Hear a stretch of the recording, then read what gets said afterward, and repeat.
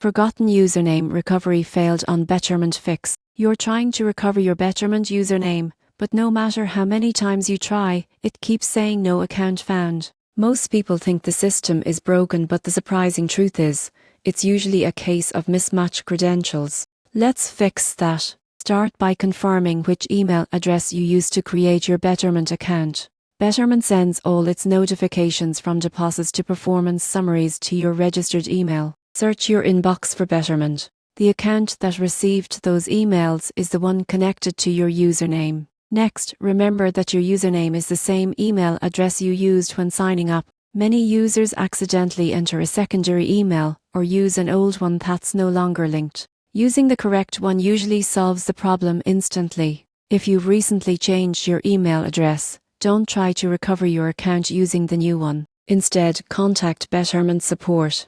I'll verify your identity through your name, date of birth, and link bank account information, then update your login details manually. It's also worth checking if your browser or app has stored outdated cookies. Try logging in using an incognito window or reinstalling the Betterment app.